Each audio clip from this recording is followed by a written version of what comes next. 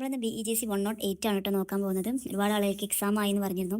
So ഞാനൊരു unit wise ആയിട്ടുള്ള ഞാനൊരു ഒറ്റ ഫസ്റ്റ് ബ്ലോക്ക് ഫുള്ള് 1, 2, 3, 4 എന്ന് പറയുന്ന ഈ 4 ഇതിലും ഇമ്പോർട്ടൻ്റ് ആയിട്ടുള്ള ഭാഗം മാത്രമാണ് ഇതിൽ പറയുന്നത് കേട്ടോ. അപ്പോൾ നിങ്ങൾക്ക് എക്സാമിന് ഇത് കേട്ട് പോയാൽ തന്നെ നമുക്ക് ആ ഒരു ബ്ലോക്കിനെ കുറിച്ചിട്ടുള്ള ഏകദേശം ഐഡിയ നിങ്ങൾക്ക് കിട്ടും. ദെൻ നമുക്ക് പഠിക്കാനുള്ളത് ഡാനിയൽ ഡെഫോ എഴുതിയിട്ടുള്ള റോബിൻസൺ ക്രൂസോ അദ്ദേഹത്തിൻ്റെ ഈ വർക്കിനെ കുറിച്ചിട്ടാണ്. സോ ഒന്നാമത്തെ യൂണിറ്റിൽ പറയുന്നത് Daniel Defoe life's and works Robinson ക്രൂസോനെ കുറിച്ചിട്ട് പറയുന്നുണ്ട്. അപ്പം ആദ്യം നമുക്ക് ഡാനിയൽ ഡെഫോനെ കുറിച്ചിട്ട് നോക്കാം. 1660 മുതൽ 1731 വരെ ആണ് അദ്ദേഹത്തിൻ്റെ ഒരു ലൈഫ് സ്പാൻ എന്ന് പറയുന്നത്. ലണ്ടനിലാണ് ജനിച്ചത്. അതുപോലെ തന്നെ അദ്ദേഹത്തിൻ്റെ ഒരു ചർച്ച് ഓഫ് ഇംഗ്ലണ്ട് എന്ന് പറയുന്ന പല വിഭാഗക്കാരുണ്ടായിരുന്നല്ലോ, അതിൽ ചർച്ച് ഓഫ് ഇംഗ്ലണ്ടിൽ നിന്ന് പുറത്തുള്ള പ്രൊട്ടസ്റ്റൻ്റ് വിഭാഗത്തിൽപ്പെട്ട ആളായിരുന്നു അദ്ദേഹം. അതുകൊണ്ടൊക്കെ തന്നെ ഓക്സ്ഫോർഡ്, കാംബ്രിഡ്ജ് മുതലായിട്ടുള്ള വലിയ വലിയ യൂണിവേഴ്സിറ്റികൾ അദ്ദേഹത്തിന് എലൈറ്റ് ആയിട്ടുള്ള എഡ്യൂക്കേഷൻ അദ്ദേഹത്തിന് കിട്ടിയില്ല. ആ വിഭാഗക്കാരെ അവിടെ കോളേജിൽ ചേർത്തില്ല. പിന്നീട് അദ്ദേഹം പാസ്റ്റർ ആവാൻ വേണ്ടിയിട്ട് നമ്മുടെ ചർച്ചുമായിട്ട് ബന്ധപ്പെട്ട ഒരു വിഭാഗം ശ്രമിച്ചെങ്കിലും പിന്നീട് അദ്ദേഹം ട്രേഡിങ്ങിലാണ് അദ്ദേഹം ഇറങ്ങുന്നത്. 1683 അദ്ദേഹം ഒരു ട്രേഡറായിട്ട് നിലകൊണ്ടെങ്കിലും ബിസിനസ് അപ്പാടെ പരാജയപ്പെടുകയുണ്ടായത്. പിന്നീട് 1731 അദ്ദേഹം ഒരു സ്ട്രോക്ക് മൂലമാണ് അദ്ദേഹം മരണപ്പെടുന്നത്. അപ്പം ഡെഫോയുടെ ജീവിതം എന്നൊക്കെ പറയുന്നത് പൊളിറ്റിക്കൽ, റിലീജിയസ്, ദെൻ എക്കണോമിക്കൽ ആയിട്ടുള്ള പല കോൺഫ്ലിക്ട്സും നിറഞ്ഞ ഒരാളായിരുന്നു അദ്ദേഹം. ഇതാണ് അദ്ദേഹം ഈ ഒരു റോബിൻസൺ ക്രൂസോ എന്ന് പറയുന്ന ഈ മഹത്തായിട്ടുള്ള ഈ ഒരു കൃതി ഉണ്ടാക്കാൻ അദ്ദേഹത്തെ എത്തിച്ചത് എന്നുള്ളതാണ്. Daniel Defoe life works and English novel എന്ന് പറയുന്നുണ്ട് നമ്മുടെ ടെക്സ്റ്റിൽ. 1719 ഈ റോബിൻസൺ ക്രൂസോ പബ്ലിഷ് ചെയ്യുന്നത്.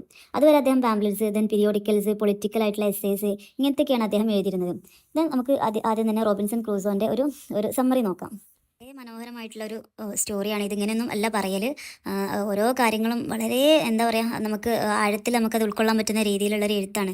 നമുക്കത് ഒരിട്ടും വായിച്ചാൽ നമ്മൾ ഒരിക്കലും ആ ഒരു സ്റ്റോറി നമ്മളെ മനസ്സിൽ നിന്ന് പോകില്ല. ആ ഒരു രീതിയിലാണ് ആ ഒരു പുസ്തകം എഴുതിയിട്ടുള്ളത്. സോ നമുക്ക് അതിനുള്ള ടൈമൊന്നും ഇല്ലാത്തതുകൊണ്ട് അതിലുള്ള മെയിൻ പ്രധാനപ്പെട്ട കാര്യങ്ങൾ മാത്രം ഞാൻ പറയാം. 17th സെഞ്ച്വറിയിലുള്ള ഇംഗ്ലണ്ടിലുള്ള യോർക്ക് എന്ന് പറയുന്ന ഒരു നഗരത്തിൽ ജനിച്ച ആളാണ് റോബിൻസൺ ക്രൂസോ എന്ന് പറയുന്ന അദ്ദേഹം ഒരു സമ്പന്ന വ്യാപാരിയായിട്ടുള്ള ആളുടെ മകനാണ്. പക്ഷെ അദ്ദേഹം എന്താ വെച്ചാൽ അദ്ദേഹം കടലിനോടും ഈ സാഹസിക യാത്രയോടൊക്കെ ഭയങ്കര ഒരു ഇഷ്ടപ്പെടുന്ന ആളായിരുന്നു. അങ്ങനെ ഒരുപാട് സാഹസിക യാത്ര നടത്തണം എന്നൊക്കെ അദ്ദേഹം തീരുമാനിക്കുന്നുണ്ട്. പക്ഷേ അദ്ദേഹത്തിൻ്റെ അച്ഛൻ അതിൽ നിന്നൊക്കെ അതിന് വിലക്കുന്നുണ്ട്. അതൊന്നും വേണ്ട, അതൊക്കെ അപകടകരമാണ്, പല ആപത്തുകളും സംഭവിക്കാം, നിനക്ക് വേണ്ട സ്വത്തുക്കളും എല്ലാ കാര്യങ്ങളും തൻ്റെ കയ്യിലുണ്ട്, അപ്പം പിന്നീട് നീ അത് ഒന്നും ചെയ്യേണ്ട ആവശ്യമില്ല എന്നൊക്കെയുള്ള കാര്യങ്ങൾ ഒരുപാട് അപകട മുന്നറിയിപ്പുകളൊക്കെ എൻ്റെ അച്ഛൻ കൊടുക്കുന്നുണ്ട്. പക്ഷെ അതൊക്കെ അവഗണിച്ച് അദ്ദേഹം ഒരു എന്താ പറയുക, ഒരു ട്രേഡ് യാത്ര എന്നുള്ള നിലയിലാണ് ആദ്യം അത് തുടരുന്നത്. അങ്ങനെ യാത്രയിൽ പല യാത്രകളും നടക്കുമ്പോഴും അങ്ങനെ ഒരു യാത്രയിൽ മോറിഷ് കടൽ കൊള്ളക്കാർ വന്ന് അദ്ദേഹത്തെ അടിമയാക്കുന്നുണ്ട്. പിന്നീട് ഒരു സൂറി എന്ന് പറയുന്ന ഒരു ബാലന് രക്ഷപ്പെടുമ്പം ഇദ്ദേഹത്തെ വിളിക്കുന്നുണ്ട്. അങ്ങനെ അവർ രണ്ടുപേരും അവിടുന്ന് രക്ഷപ്പെടുന്നുണ്ട്. അങ്ങനെ രക്ഷപ്പെട്ട് അവർ ബ്രസീലിലൊക്കെ എത്തുന്നുണ്ട്. അവിടെ എത്തിയിട്ട് അവന് ടുബാക്കോയുടെ പല പണികളും ചെയ്തിട്ട് അവസാനം അവനൊരു ടുബാക്കോയുടെ തന്നെ ഒരു തോട്ടത്തിൻ്റെ ഉടമയായിട്ട് അവന് മാറുകയാണ്. അങ്ങനെ വലിയൊരു പണക്കാരനായിട്ട് അദ്ദേഹം അവിടെ മാറുകയാണ്. അങ്ങനെ ഇത് വീണ്ടും ലാഭത്തിലായപ്പം അദ്ദേഹം വീണ്ടും കടൽ യാത്ര ചെയ്താലോ എന്നുള്ള തോട്ട് അദ്ദേഹത്തിന് വരികയാണ്. ദെൻ അദ്ദേഹം അവിടെ കടൽ യാത്ര ചെയ്യാൻ തീരുമാനിക്കുകയാണ്. അതിനിടയിൽ ആ ഒരു കപ്പൽ തകർന്ന് ഒരു ഒറ്റപ്പെട്ട ദ്വീപിൽ അദ്ദേഹം കുടുങ്ങുകയാണ്. അങ്ങനെ ഒരു ഒറ്റപ്പെട്ട ദ്വീപിൽ ഒരു ആളും മനുഷ്യന്മാരും ഒന്നും ഇല്ലാത്തൊരു ഒറ്റപ്പെട്ട ദ്വീപിൽ ഒരു മനുഷ്യൻ കുടുങ്ങുമ്പം എന്തൊക്കെ പ്രശ്നങ്ങൾ അവൻ നേരിടേണ്ടി വരും എന്നുള്ള പല കാര്യങ്ങളും ഇതിലൂടെ പറയുന്നുണ്ട്. ആദ്യം തന്നെ ഈ ഒരു എന്താ പറയുക, ഒരു ഡ്രാമ ഉൾക്കൊള്ളാൻ പറ്റാതെ അദ്ദേഹം വളരെ കഷ്ടപ്പെടുന്നുണ്ട്. ഭയങ്കര ദുഃഖവും നിരാശയും ഒക്കെ വരുന്നുണ്ട്. പക്ഷേ പിന്നീട് അദ്ദേഹം ഒരു ദൈവവിശ്വാസത്തിലൂടെയൊക്കെ ഒരു ആത്മസമാധാനം കൈവരിച്ച് കപ്പലിൻ്റെ അവശിഷ്ടങ്ങളിൽ നിന്ന് കുറച്ചൊക്കെ ഭക്ഷണ സാധനങ്ങളും കാര്യങ്ങളും അദ്ദേഹത്തിന് കുറച്ച് കാലം കഴിക്കാനുള്ള ഭക്ഷണങ്ങളും സാധനങ്ങളും ആ ഒരു കപ്പലുണ്ടായിരുന്നു. സോ അതൊക്കെ അദ്ദേഹം ശേഖരിച്ച് അതുപോലെ അദ്ദേഹത്തിന് വേണ്ടിയിട്ടുള്ള താമസ സ്ഥലം റെഡിയാക്കി പിന്നീട് കൃഷി ചെയ്യുന്നുണ്ട്. അതുപോലെ തന്നെ മൃഗങ്ങളെ തൻ്റെ വരുതിയിലാക്കി മൃഗങ്ങളൊക്കെ വളർത്തുന്നുണ്ട്. ഇങ്ങനെയൊക്കെ നടത്തി അയാൾ ഒരു സ്വയം പര്യാപ്തത ജീവിതം ആരംഭിക്കുകയാണ്. അങ്ങനെ അദ്ദേഹം ദ്വീപിലെത്തിയ ദിവസം രേഖപ്പെടുത്തി. അങ്ങനെ എല്ലാം ഒരു സ്ട്രക്ചേർഡ് ആയിട്ടുള്ള ഒരു ലൈഫായിട്ട് അദ്ദേഹത്തിൻ്റെ മാറുകയാണ്. ഒരു ദ്വീപിൽ അയാൾ തന്നെയാണ് അവിടുത്തെ രാജാവ് എന്നുള്ള ഒരു ശൈലിയൊക്കെ അദ്ദേഹത്തിന് ഇങ്ങനെ തോന്നാൻ തുടങ്ങി. അങ്ങനെ ഒരുപാട് വർഷങ്ങൾക്ക് ശേഷം അദ്ദേഹം അവിടെ ആ ഒരു കടൽക്കരയിൽ കാൽപ്പാടുകൾ കാണുക. ഒരാളുടെ കാൽപ്പാടുകൾ കണ്ടതോടെ ക്രൂസോ ആകെ പരിഭ്രാന്തിയിലായി, ആകെ ഭീതിയിലായി എന്നൊക്കെ പറയാം. അത് പിന്നീട് അദ്ദേഹം ഒളിഞ്ഞും മറിഞ്ഞൊക്കെ കണ്ടത് അതൊരു നരഭോജിയുടെ കാലിൻ്റെ അടയാളങ്ങളായിരുന്നു എന്നുള്ളത് അദ്ദേഹം സൂക്ഷ്മതമാക്കി മനസ്സിലാക്കുകയാണ്. പിന്നെ ആ ഒരു നരഭോജിയിൽ നിന്ന് രക്ഷപ്പെട്ട ഒരാളെ നമ്മുടെ ക്രൂസോ രക്ഷിക്കുന്നു. അവരിൽ നിന്ന് ഓടി വരുന്ന ആളെ ക്രൂസോ രക്ഷിക്കുന്നുണ്ട്. അങ്ങനെ അവന് ഫ്രൈഡേ എന്ന് പേരിടും. കാരണം ഒരു ഫ്രൈഡേ ആയിരുന്നു അവനെ കിട്ടുന്നത്. അങ്ങനെ അവന് ഫ്രൈഡേ എന്ന് പേരിടുകയും ചെയ്യുന്നു. അത് വേറെ ഏതോ രാജ്യത്തിലുള്ള തൻ്റെ ഭാഷയോ മതമോ ഒന്നും അറിയാത്ത ഒരാളായിരുന്നു ഈ ഫ്രൈഡേ എന്ന് പറയുന്നത്. അങ്ങനെ അവൻ എന്താണ് ഒരുപാട് ഇംഗ്ലീഷും അതുപോലെ ക്രിസ്ത്യൻ വിശ്വാസങ്ങളൊക്കെ പഠിപ്പിച്ച് നമ്മുടെ ക്രൂസോക്ക് പറ്റിയിട്ടുള്ള ഒരു വിശ്വസ്ത കൂട്ടുകാരനാക്കി അവനെ മാറ്റണം. തുടർന്ന് പിന്നീട് സ്പാനിഷ്കാരും അതുപോലെ തന്നെ ഇംഗ്ലീഷ് കപ്പലിലുള്ള ഒരുപാട് കലാപക്കാരൊക്കെ അങ്ങോട്ട് വരുന്നുണ്ട്. അങ്ങനെ ഒരുപാട് ഏറ്റുമുട്ടലുകളൊക്കെ അവിടുന്ന് നടക്കുന്നുണ്ട്. ഇതിലൂടെയൊക്കെ പറയുന്നത് റൂസോന്റെ ആ ഒരു ധൈര്യം പറയുന്നുണ്ട്. അതുപോലെ തന്നെ അവനെ നേരിടാനുള്ള ഒരു കഴിവ് അതിനെ പറയുന്നുണ്ട്. അതുപോലെ തന്നെ അതിലുള്ള ഒരു കപ്പലിലെ യാത്രക്കാരനെ അവൻ സഹായിക്കുന്നുണ്ട്. ക്രൂസോ സഹായിച്ച് അവരെ കപ്പൽ ക്യാപ്റ്റന്റെ സഹായത്തോടെ ആ ഒരു കപ്പലിനെ അവർ തിരിച്ചു പിടിക്കുന്നുണ്ട്. അങ്ങനെ ആ ഒരു കപ്പൽ തിരിച്ചു കിട്ടി. അവന് പോവാൻ കപ്പലിലായിട്ടായിരുന്നല്ലോ ഇത്രയും കാലം അവന് ആ ഒരു ദ്വീപിൽ ഒറ്റപ്പെട്ട് കഴിയേണ്ടി വരുന്നത്. അങ്ങനെ 1686 ഏകദേശം ഒരു 28 വർഷങ്ങൾക്ക് ശേഷം, നിങ്ങളൊന്ന് ആലോചിച്ച് നോക്കി, 28 വർഷമാണ് ഒരാൾ ആ ഒരു ദ്വീപിൽ ഒറ്റപ്പെട്ട് കഴിയേണ്ടി വന്നത്. അപ്പം ആ ഒരു 28 വർഷത്തിന് ശേഷം അദ്ദേഹം ഇംഗ്ലണ്ടിലേക്ക് മടങ്ങുകയാണ്. അങ്ങനെ അവിടെ അപ്പം അങ്ങനെ തൻ്റെ സമ്പത്തുകളും എല്ലാം അവിടെ സൂക്ഷിച്ച് തന്നെ കിടപ്പുണ്ടെന്ന് അദ്ദേഹം മനസ്സിലാക്കാൻ. അങ്ങനെ ഒരു കുറച്ച് ദിവസത്തിന് ശേഷം അദ്ദേഹം അതിൻ്റെ ഇടയിൽ കുടുംബജീവിതമൊക്കെ തുടങ്ങുന്നുണ്ട്. പക്ഷേ വീണ്ടും അദ്ദേഹം ഈ യാത്രാ വിലാസം തോന്നിയിട്ട് അദ്ദേഹം വീണ്ടും ആ ദ്വീപ് സന്ദർശിക്കുന്നുണ്ട്. അപ്പം അവിടെ ചെന്നപ്പം അതെന്താണ്, ആ ഒരു ദ്വീപ് വളരെ മനോഹരമായിട്ടുള്ള ഒരു സമൃദ്ധമായിട്ട് വികസിപ്പിച്ചിരിക്കുന്നതായി അത് കാണാൻ പറ്റും. അപ്പോൾ അത്രയും താനുണ്ടാക്കിയ അധ്വാനം പിന്നീട് ആ ഒരു ദ്വീപിൽ പോകുമ്പം അതിൻ്റെ ഇരട്ടിയായിട്ട് നിൽക്കുന്നത് അദ്ദേഹത്തിന് കാണാൻ കഴിഞ്ഞു എന്നുള്ളതാണ്. അതാണ് നമ്മുടെ ഒന്നാമത്തെ യൂണിറ്റിൽ പറയുന്നത്. ദെൻ രണ്ടാമത്തെ യൂണിറ്റിൽ വരുന്നത് റോബിൻസൺ ക്രൂസോ ആൻഡ് അനാലിസിസ് ആണ് വരുന്നത്. ഇതിൽ കുറച്ച് കാര്യങ്ങൾ പറയുന്നുണ്ട്. ഇത് നമ്മൾ മനസ്സിലാക്കി വെക്കേണ്ട കാര്യങ്ങളാണ്. അഥവാ വെറും ഒരു സാഹസിക യാത്രയായിട്ടുള്ള ഒരു നോവൽ എന്നതിലുപരി അത് എന്തൊക്കെ ചർച്ച ചെയ്യുന്നു എന്നുള്ളതാണ് പറയുന്നത്.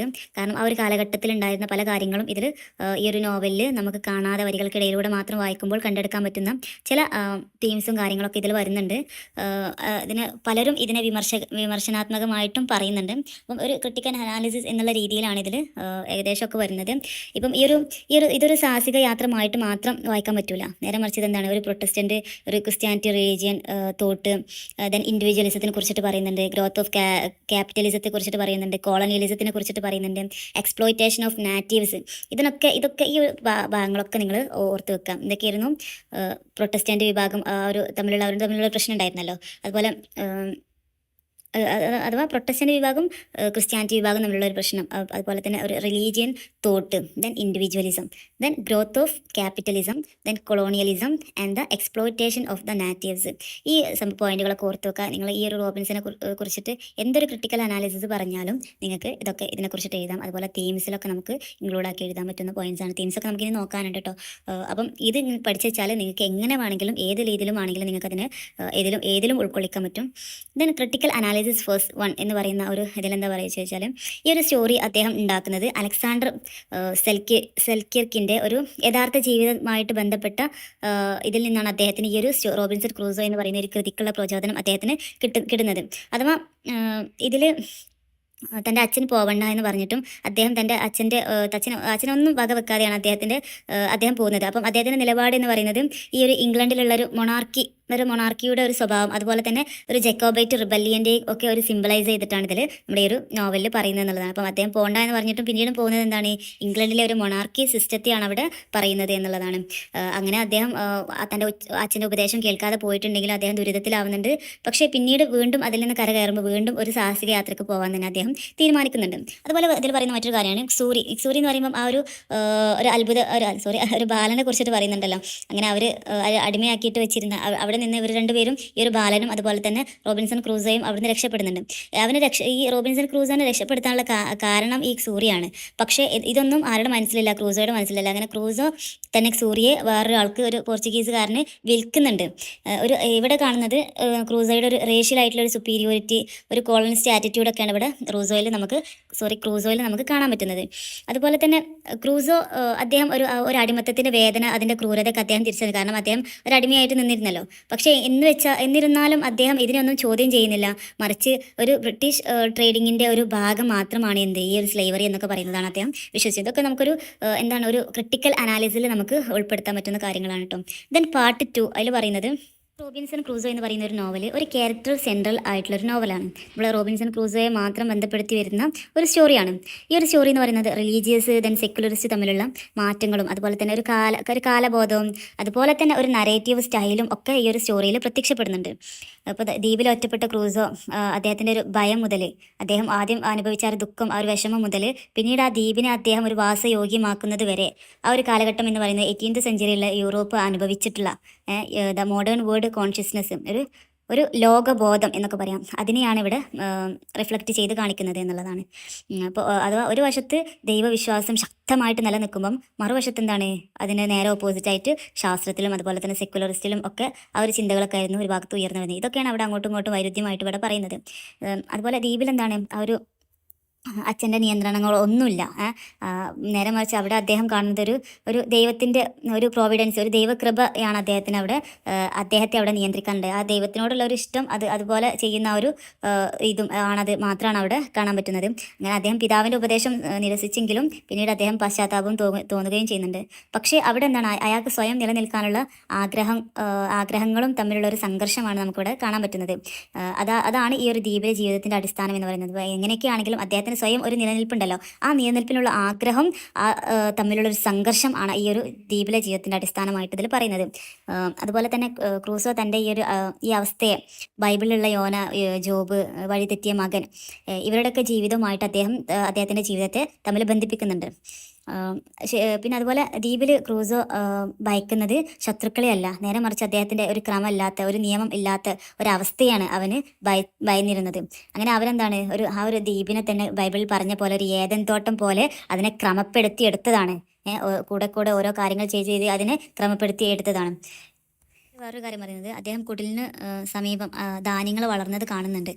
ആദ്യം അദ്ദേഹം അതൊരു ദൈവകൃപയായിട്ട് ദൈവം തനിക്ക് തന്നതാണ് എന്നാണ് അദ്ദേഹം വിചാരിക്കുന്നത്. പക്ഷേ പിന്നീട് അദ്ദേഹത്തിൽ നിന്ന് തന്നെ ചാടിപ്പോയിട്ടുള്ള ആ ഒരു വിത്തുകൾ മുളച്ചിട്ടാണ് ആ ഒരു ധാന്യ മരങ്ങൾ വളർന്നത് എന്നുള്ളത് അദ്ദേഹം പിന്നീട് മനസ്സിലാക്കുകയാണ്. ഇത് പറയുന്നത് ഒരു അന്ധവിശ്വാസങ്ങളിൽ നിന്നൊരു ശാസ്ത്രീയമായിട്ടുള്ള ചിന്തയിലേക്കുള്ള ഒരു മാറ്റത്തെ ആണ് ഇവിടെ പ്രതിഫലിപ്പിച്ച് കാണുന്നത്. ദെൻ മൂന്നാമത്തെ പാർട്ടിൽ നമുക്ക് കാണാൻ പറ്റുന്നത് ഇവിടെ റോബിൻസൺ ക്രൂസോയെ ഒരു ഇമ്പീരിയലിസ്റ്റ് ആയിട്ടാണ് ഈ കഥ വായിക്കാനാണ് പറയുന്നത്.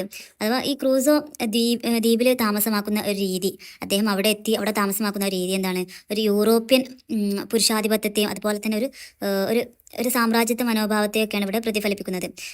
അതുപോലെ തന്നെ വേറൊരാൾ പറയുന്നത് വെച്ചാൽ ഈ ക്രൂസോയുടെ ദ്വീപിലെ പുരോഗതി എന്ന് പറയുന്നത് നമ്മുടെ ബ്രിട്ടീഷ് സാമ്രാജ്യത്തിൻ്റെ ഒരു വ്യാപനത്തിൻ്റെ അവരുടെയൊക്കെ ഒരു പത്രം പോലെയാണെന്നുള്ളതാണ്. ഇപ്പം നമുക്കറിയാം നമ്മുടെ ഇന്ത്യയിൽ ബ്രിട്ടീഷുകാർ വരുമ്പം ഇവിടുത്തെ അവസ്ഥ എന്തായിരുന്നു, റോ മെറ്റീരിയൽസും കാര്യങ്ങളൊക്കെ ഉണ്ടായിരുന്നു. പക്ഷേ ഇവിടുത്തെ അടിസ്ഥാന സൗകര്യങ്ങളുടെ വികസനമൊക്കെ അവരിലൂടെ തന്നെയാണ്. നമുക്ക് ട്രെയിൻ ആയാലും അങ്ങനത്തെ പല സമൂഹ റോഡുകളും എല്ലാം അവരിലൂടെയാണ് നമുക്ക് കിട്ടുന്നത്. അപ്പം അവരില്ലാത്തൊരു ഇന്ത്യയും പിന്നീട് അവർ വന്നതിന് ശേഷമുള്ളൊരു ഇന്ത്യയും തമ്മിൽ ഇതാക്കുമ്പം ഒരുപാട് വ്യത്യാസങ്ങൾ വരുന്നില്ല. ആ ഒരു രീതിയിലാണ്. അപ്പം ഒന്നുമില്ലാത്തൊരു ദ്വീപിൽ അവിടെ എത്തി അവൻ അവിടെ കുടിയേറുന്നുണ്ട്, വീടുണ്ടാക്കുന്നുണ്ട്, കൃഷി ഉണ്ടാക്കുന്നുണ്ട്, മൃഗസംരക്ഷണം നൽകുന്നുണ്ട്. അങ്ങനെ എല്ലാം ഒരു നല്ലൊരു ക്രമാതീതമായിട്ടുള്ള ഒരു സമൂഹം തന്നെ അദ്ദേഹം സൃഷ്ടിച്ചെടുക്കുന്നത്. അപ്പോൾ ഇതെന്താണ്, ഈ ബ്രിട്ടീഷുകാർ വേറെ ഇതിൽ പോയി അവിടെ കോളനിയാക്കി അവിടുത്തെ കാര്യങ്ങൾ വികസിപ്പിക്കുന്നതിനെയാണ് ഇവിടെ പറയുന്നത്. ഒരു ബ്രിട്ടീഷ് കോളനിക്കാർക്ക് ഒരു പുതിയ ലോകം ആണ്, പുതിയൊരു ലോകം എങ്ങനെയാണോ അതുപോലെ തന്നെ ആണ് ക്രൂസോക്ക് ഈ ഒരു ദ്വീപ് എന്നുള്ളതാണ് പറയുന്നത് കേട്ടോ. പാർട്ട് 4 പറയുന്നത് ഒരു അവസാന ഘട്ടം എന്നുള്ള രീതിയിലാണ് പറയുന്നത്. ഈ ക്രൂസോയുടെ ഈ ലോൺലിനെസ്, ഈ ഒരു ഒറ്റപ്പെടൽ, ഈ ഒരു ഐസൊലേഷൻ എന്നൊക്കെ പറയുന്നത് അദ്ദേഹം ആഗ്രഹിച്ചൊരു അവസ്ഥയല്ല, മറിച്ച് അദ്ദേഹത്തിന് സാഹചര്യങ്ങൾ കൊണ്ട് അങ്ങനെ ഒറ്റപ്പെടേണ്ടി വന്നു എന്നുള്ളതാണ് പറയുന്നത്. അതുപോലെ തന്നെ അവൻ ഒരുപാട് സമ്പാദിക്കുന്നതൊക്കെ ആ ഒരു ദ്വീപിൽ അവൻ സമ്പാദിക്കുന്നതൊക്കെ ആഡംബര ജീവിതം നയിക്കാനാണ്, ഒരിക്കലുമല്ല. അദ്ദേഹത്തിൻ്റെ അതിജീവനത്തിനും അതുപോലെ തന്നെ ഇനി ഭാവിയിൽ എന്തൊക്കെ അപകടങ്ങൾ ഉണ്ടാക്കും എന്നൊന്നും അറിയില്ലല്ലോ. അപ്പം അതിനെ നിയന്ത്രിക്കാൻ വേണ്ടിയിട്ടൊക്കെയാണ് അവൻ അവിടെ അധ്വാനിക്കുന്നത്. അവന് തിരിച്ചെത്തിയ സാഹചര്യത്തിലെത്താണ് തൻ്റെ സമ്പത്ത് അത്രയധികം പിന്നീടും വർദ്ധിച്ചതായി അദ്ദേഹം കാണുന്നുണ്ട്. ഇത് പറയുന്നത് ഇതൊക്കെ ഒരു ദൈവകൃപ കൊണ്ടാണ് അദ്ദേഹത്തിന് ഉണ്ടായിട്ടുള്ളത്. ആ ഒരു കാലഘട്ടത്തിലുള്ള പ്രൊട്ടസ്റ്റന്റ് ചിന്താഗതിക്കാർക്ക് ഒരുപാട് കഷ്ടപ്പാട് സഹിച്ചാൽ അതിന് ഫലമായിട്ട് ദൈവം നമുക്ക് ഒരുപാട് സഹായങ്ങൾ, സമ്പത്തുകളൊക്കെ തരുന്നു എന്നുള്ളതാണ് അദ്ദേഹത്തിലൂടെ അവിടെ നമുക്ക് കാണിച്ചു തരുന്നത്. അതുപോലെ തന്നെ അദ്ദേഹം ദ്വീപിലേക്ക് തിരികെ വരുമ്പോൾ ഭയങ്കര ഒരു സമൃദ്ധമായിട്ടുള്ള ഒരു സമൂഹ ജീവിതം വളർന്നതായിട്ട് അവനവിടെ കാണണം. അഥവാ ഒരു വന്യവും ശൂന്യമൊക്കെ ആയിട്ടുള്ള ഒരു പ്രദേശത്തേക്ക് ഒരു യൂറോപ്യൻ സിവിലൈസേഷൻ കൊണ്ടുവരുമ്പോൾ ആ യൂറോ സെൻട്രിക് ആയിട്ടുള്ള ഒരു ആശയം ഇവിടെ ശക്തമായിട്ട് മുന്നോട്ട് വെക്കുകയാണ് ഈ ഒരു ഭാഗത്തിലൂടെ പറയുന്നത്. അതുപോലെ തന്നെ അത് വേറൊരു കാര്യം പറയുന്നുണ്ട്. അവന് ഇംഗ്ലണ്ടിലേക്ക് തിരിച്ചെത്തിയിട്ടും അവൻ ആ ദ്വീപിലെ പോലെ ഒറ്റപ്പെട്ടൊരു അവസ്ഥ തന്നെയായിരുന്നു അവന് മാനസികമായിട്ട് ഉണ്ടായിരുന്നത് എന്നുള്ളത് പറയുന്നു. അതുപോലെ തന്നെ ഇതിൽ അദ്ദേഹത്തിൻ്റെ വൈഫും 3 കുട്ടികളൊക്കെ ആയിട്ടുണ്ട് എന്നൊക്കെ പറയുന്നുണ്ട്. പക്ഷെ ഒരിക്കലും അതേ വൈഫിൻ്റെ പേരോ അങ്ങനെ അവരായിട്ടുള്ള ഒരു കണക്ഷൻ, ഒരു സ്ത്രീ ആയിട്ടുള്ള ഒരു സ്ത്രീകൾക്കൊരു തീരെ പ്രാധാന്യം കൊടുക്കാത്തൊരു നോവലായിട്ട് നമുക്കിതിനെ കണക്കാക്കാൻ പറ്റും. അങ്ങനെ അതൊന്നും അതിൽ പറയുന്നില്ല എന്നുള്ള രീതിയിലും പറയുന്നുണ്ട്. ദെൻ റോബിൻസൺ ക്രൂസോ തീംസ് 3ാമത്തെ യൂണിറ്റ് ആണ്. റോബിൻസൺ ക്രൂസോയിൽ പറയുന്ന കുറച്ച് തീംസ് പറയുന്നുണ്ട്. ഇപ്പോൾ തീം എന്ന് പറഞ്ഞാൽ എന്താണ്? നമുക്കിങ്ങനെ പറയാം, നമ്മുടെ ജീവിതത്തെ പറ്റിയും അല്ലെങ്കിൽ മനുഷ്യരുടെ പെരുമാറ്റത്തെയൊക്കെ പറ്റിയും ഒരു എഴുത്തിലൂടെ പറയുന്ന അതിൻ്റെ കാഴ്ചപ്പാടിനെയാണ് നമുക്ക് എന്ത് പറയാം, തീം എന്ന് പറയാം. ഈ തീം പല രീതിയിലായിരിക്കും ആ ഒരു എഴുത്ത് അല്ലെങ്കിൽ ആ ഒരു കൃതി പുറത്തുവിടുന്നത്. മേ ബി ഒരു ക്യാരക്ടേഴ്സിലൂടെ ആയിരിക്കും ഇതിൻ്റെ തീം പറയുന്നത്, അല്ലെങ്കിൽ സിമ്പിൾസിലൂടെ, ഇമേജറിയിലൂടെ, അതുപോലെ തന്നെ റിപ്പീറ്റഡ് ആയിട്ടുള്ള വേർഡ്സോ അല്ലെങ്കിൽ റിപ്പീറ്റഡ് ആയിട്ടുള്ള സെൻറ്റൻസിലൂടെ അതിൻ്റെ തീം പറയാറുണ്ട്. അതുപോലെ ആ ഒരു എഴുത്തിനിടയിൽ നമ്മുടെ റൈറ്ററിൻ്റെ ഒരു പ്രത്യേക ഒരു നിരീക്ഷണത്തിലൂടെ പറയാറുണ്ട്, ടൈറ്റിലൂടെ പറയാറുണ്ട്, അല്ലൂഷൻസിലൂടെ പറയാം. അല്ലൂഷൻ മീൻസ് പല പരാമർശങ്ങളും അതിന് നടത്തുക. അതൊക്കെ എന്താണ്, അതിൻ്റെ ഒരു തീമായിട്ട് പിന്നീട് മാറും എന്നുള്ളതാണ്. പിന്നെ 7ാമത്തെ ചെറിയൊരു ഡീറ്റെയിൽസ് എന്നുള്ള രീതിയിലും ഒരു കൃതിയിൽ ഈ ഒരു തീം പറയാറുണ്ടെന്നുള്ളത്. നമുക്ക് ഈ ഒരു റോബിൻസൺ ക്രൂസോയിൽ 7 തീംസാണ് വരുന്നത്. ഈ 7 തീംസിൻ്റെ മെയിൻ ഹെഡിങ്, ഈ 7 തീംസ് ഓരോ ഇതാണ്. ഒന്നാമത്താണ് ഫിലിയൽ ഡിസൊബീഡിയൻസ്, രണ്ടാമത്തെ അയർലാൻഡ്, ദെൻ കൊളോണിയലിസം. ഇങ്ങനത്തെ സംഭവങ്ങൾ ഈ ഒരു 7 അതിൻ്റെ ഹെഡിങ് നിങ്ങൾ എന്തായാലും പഠിച്ചു വെക്കുക. അതിന് താഴെ എഴുതുന്നത് എന്താണെന്നുള്ളത് നിങ്ങളുടെ ഐഡിയ പോലെ എഴുതുക. ഞാൻ പറയുന്ന കാര്യങ്ങളൊക്കെ മനസ്സിലാക്കി വെച്ചാൽ തന്നെ നിങ്ങൾക്ക് എക്സാമിന് അത് എഴുതുമ്പം അത് മനസ്സിലേക്ക് ഓടി വരും. അപ്പം അതിൻ്റെ നിങ്ങളായിട്ടുള്ള സ്റ്റൈലിൽ നിങ്ങൾക്കത് എഴുതാൻ പറ്റും. അപ്പം ഫസ്റ്റ് പറയുന്നത് ഫിലിയൽ ഡിസൊബീഡിയൻസ് എന്നുള്ളതാണ്. ഒരു നമ്മുടെ ഈ ഒരു നോവലിന് ഒരു ബൈബിളിൻ്റെ ഘടനയുണ്ട് എന്നുള്ളതാണ് പറയുന്നത്. ഇത് വെറും ഒരു സാഹസ കഥ മാത്രമല്ല, പക്ഷേ ഒരേ സമയം ഒരു ക്രിസ്ത്യൻ എത്തിക്സിനെ പഠിപ്പിക്കുന്ന ഒരു ഡിഡാക്റ്റിക് സ്റ്റോറി കൂടിയാണ്. ഡിഡാക്റ്റിക് മീൻസ് ഒരു ഉപദേശ കഥ. എന്തെങ്കിലും ഒരു സ്റ്റോറിയിലൂടെ നമുക്ക് അതിൽ നിന്ന് എന്തെങ്കിലും ഒരു ഉപദേശം കിട്ടും. ആ ഒരു ഉപദേശ കഥ കൂടിയായിട്ടാണ് നമ്മുടെ ഈ റോബിൻസൺ ക്രൂസോ ഇതിൽ പറയുന്നത്. ഇപ്പം നമുക്ക് ആദമിൻ്റെയും അവയുടെയൊക്കെ കഥ അറിയാം. അവിടെ എന്താണ്, അവർ സ്വർഗ്ഗത്തിൽ വിലക്കപ്പെട്ട കനി കഴിച്ചതിന് പേരിലാണല്ലോ ആദമിനെ അവിടുന്ന് പുറത്താക്കുന്നത്. അതുപോലെ തന്നെ ക്രൂസോയുടെ അച്ഛൻ അത് ചെയ്യരുത് എന്ന് പറഞ്ഞിട്ട് അദ്ദേഹം എല്ലാത്തിനെയും കുറിച്ചും, സുരക്ഷിതത്തെക്കുറിച്ചിട്ടും ഈ കടൽ യാത്രയുടെ ഡേഞ്ചറിനെ കുറിച്ചിട്ടൊക്കെ അദ്ദേഹം മുന്നറിയിപ്പ് നൽകുന്നുണ്ടെങ്കിലും അത് അവഗണിച്ചിട്ടാണ് അവൻ പോകുന്നത്. അപ്പം അവൻ്റെ അച്ഛനോടുള്ള അവജ്ഞയാണ് അവന് ഈ ഒരു ഒറിജിനൽ സിന്ന് എന്ന് അദ്ദേഹത്തിന് പിന്നെ തോന്നുന്നു. പിന്നീട് അദ്ദേഹം പശ്ചാത്താപം അദ്ദേഹത്തിന് തോന്നുന്നുണ്ടെങ്കിലും അതൊരു ഒറിജിനൽ സിന്നായിട്ടാണ്, അവൻ്റെ ആദ്യത്തെ ഒരു പാപമായിട്ട് അവനത് തോന്നുകയാണ്. ഒരു സ്പിരിച്വൽ അവേക്കനിങ് പിന്നീട് അദ്ദേഹം പശ്ചാത്താപത്തിലൂടെ, ഒരു റിഗ്രറ്റിലൂടെ അദ്ദേഹം നേടിയെടുക്കുന്നുണ്ടെന്ന് പറയുന്നുണ്ട്. പിന്നെ രണ്ടാമത്തേതാണ് അയർലാൻഡ് പറയുന്നത്. ഈ ഒരു ദ്വീപ് എന്ന് പറയുന്നത് ഈ ഒരു കഥയുടെ തന്നെ ഒരു ഹൃദയഭാഗമായിട്ടാണ് പറയുന്നത്. അവനെന്തായിരുന്നു അതിൽ നിന്ന് വ്യത്യസ്തമായിട്ട് ദ്വീപ് അവന് സ്വയം പുതുക്കാനുള്ള ഒരു അവസരമാണ് അവിടെ കൊടുത്തത്. സ്വയം എല്ലാം നിർമ്മിക്കാനുള്ള, എല്ലാ മാനദണ്ഡങ്ങളും നിർമ്മിക്കാനുള്ള ഒരു അവസരമാണ് ആ ഒരു ദ്വീപ് കൊടുക്കുന്നത്. അതുപോലെ ഒരു സെൽഫ് മെയ്ഡ് മാൻ ആക്കി മാറ്റാനുള്ള ഒരു വേദിയായിട്ടാണ് അയർലാൻഡ് ഇവിടെ കാണുന്നത്. അദ്ദേഹത്തിന് ഒരു സെൽഫ് മെയ്ഡ് മാൻ ആക്കി മാറ്റാനുള്ള ഒരു വേദിയായിട്ടാണ് നമ്മുടെ അയർലാൻഡ് ഇവിടെ കാണുന്നത്. നിങ്ങൾക്ക് അയർലാൻഡിനെ കുറിച്ചിട്ട് എന്ത് എഴുതാട്ടോ അതിന് ചോടെ. ദെൻ 3ാമത്തേതാണ് കൊളോണിയലിസം. റോബിൻസൺ ക്രൂസോ എന്ന് പറയുന്നത് ഒരു ഇൻഡിവിജ്വലിസത്തിൻ്റെ ഒരു പ്രതിനിധിയായിട്ടാണ് പലപ്പോഴും പറയുന്നത്. അഥവാ മനുഷ്യന്മാർക്ക് സ്വന്തം ജീവിതം സ്വയം നിയന്ത്രിക്കാനും അതുപോലെ തന്നെ അതിനെ രൂപപ്പെടുത്താനുള്ള കഴിവുണ്ട് എന്നുള്ളതാണ് ഈ ഒരു ഇൻഡിവിജ്വലിസത്തിൻ്റെ അടിസ്ഥാനം എന്ന് പറയുന്നത്. നമ്മുടെ ക്രൂസോയെ സംബന്ധിച്ചിട്ടാണെങ്കിൽ അദ്ദേഹം 18-19 ആ ഒരു സെഞ്ചുറീസിലുള്ള ബ്രിട്ടീഷ് സാമ്രാജ്യത്തിൻ്റെ ഒരു ഇമ്പീരിയലിസ്റ്റ് ആയിട്ടാണ് അദ്ദേഹത്തെ അതിൻ്റെ പ്രതിനിധിയായിട്ടാണ് നമ്മുടെ ഈ ഒരു കോളനി ആക്കാൻ വരുന്ന ആളുകൾ, അഥവാ അവരാണ് ഇമ്പീരിയലിസ്റ്റ് എന്ന് പറയുന്നത്. അവരെ പ്രതിനിധിയായിട്ടാണ് ക്രൂസോയെ കാണുന്നത്. അപ്പം ഒരു വശത്ത് അദ്ദേഹത്തിൻ്റെ അച്ഛൻ്റെ ഉപദേശം കേൾക്കാതെ, അനുസരിക്കാതെ ഒരു ശിക്ഷ നിലയിൽ അദ്ദേഹം ഒറ്റപ്പെടുന്നുണ്ടെങ്കിലും മറുവശത്ത് അദ്ദേഹം ദ്വീപം അവനൊരു കോളനിയാക്കാനുള്ള അവസരമായിട്ട് അത് മാറുകയാണ്. Just think about it. അപ്പോൾ നിങ്ങൾക്ക് മനസ്സിലായല്ലോ, ആ ഒരു കണക്ഷൻ മനസ്സിലായല്ലോ. ഒരു സ്ഥലത്ത് അദ്ദേഹം ചെയ്ത തെറ്റിന് ഒരു പശ്ചാത്താപം ഒക്കെ തോന്നുന്നുണ്ടെങ്കിൽ പോലും മറുവശത്ത് അദ്ദേഹത്തെ സംബന്ധിച്ച് അദ്ദേഹത്തിന് ഒരു ദ്വീപ് തന്നെ സ്വന്തമായിട്ട് കിട്ടുകയാണ്. അവിടെ തനിക്കിഷ്ടപ്പെട്ട എന്തും ചെയ്യാനുള്ളൊരു സ്വാതന്ത്ര്യം അവനവിടെ കിട്ടുകയാണ്. അപ്പം ഈ ഒരു കോളനിയലിസത്തെയാണ് അവിടെ പ്രതിനിധീകരിച്ച് കാണിക്കുന്നത്.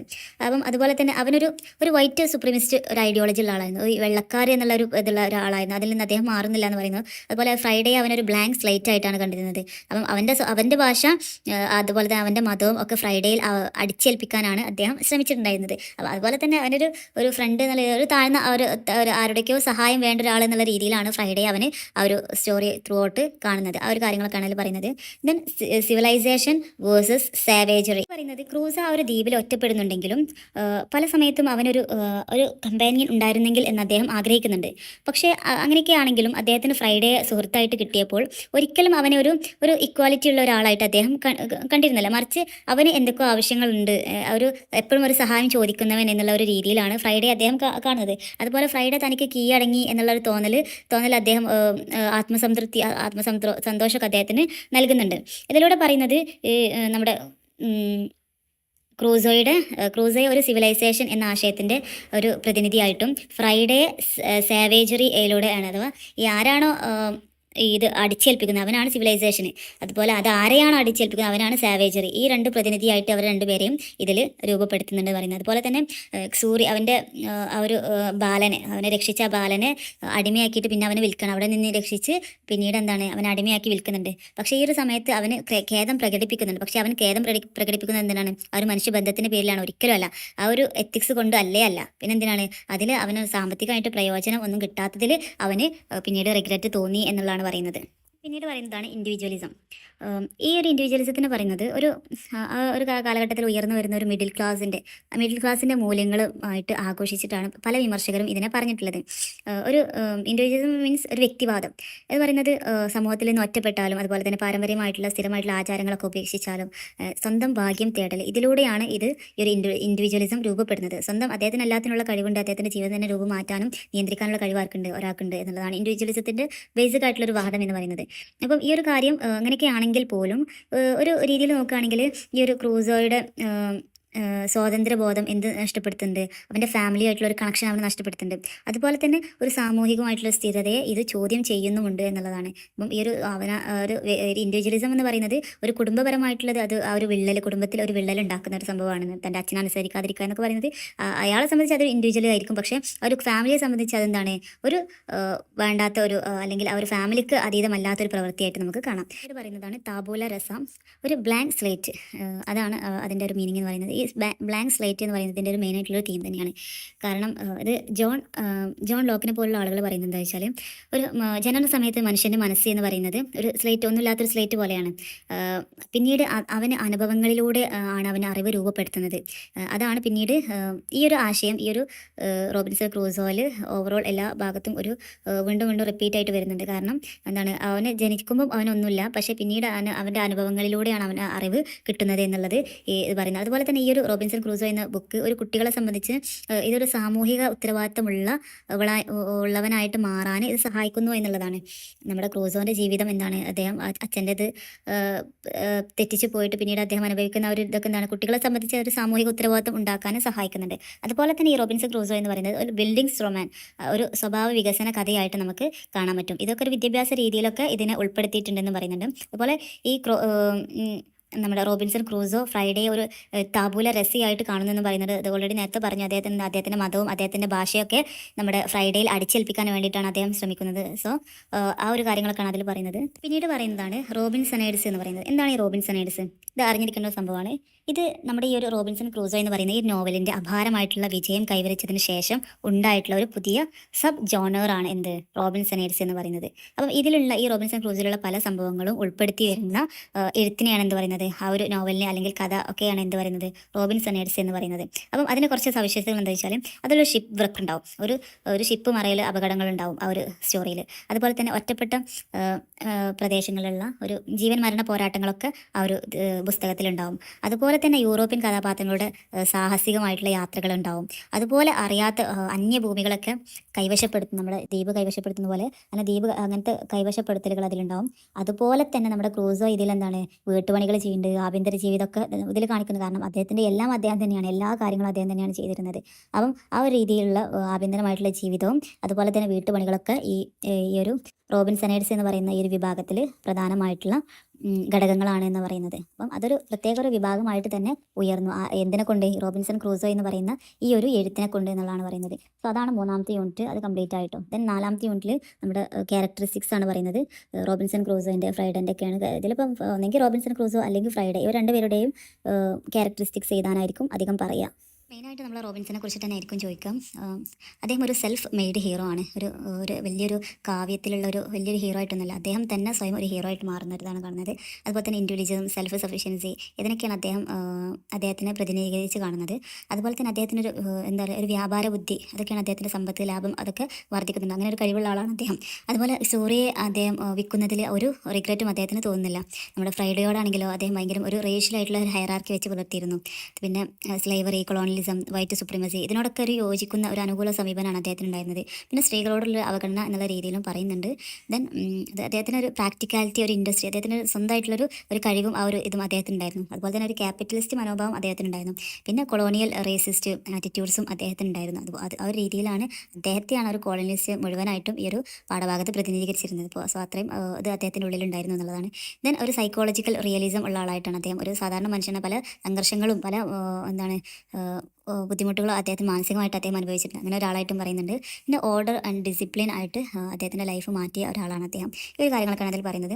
നമ്മുടെ ഫ്രൈഡേനെ കുറിച്ചിട്ട് പറയുകയാണെങ്കിൽ അധികമൊന്നുമില്ല. അവനെ ഒരു നോൺ യൂറോപ്യൻ നേറ്റീവ് ആയിട്ടാണ് ഇതിനെ കാണിക്കുന്നത്. അതുപോലെ തന്നെ ഒരു കോളനൈസർ സബ്ജക്റ്റ് ആയിട്ടാണ് കാണിക്കുന്നത്. അവനെ ഒരു അടിമപ്പെടുത്തുന്ന ഒരു സബ്ജക്റ്റ് ആയിട്ടാണ് ഇതിൽ കാണിക്കുന്നത്.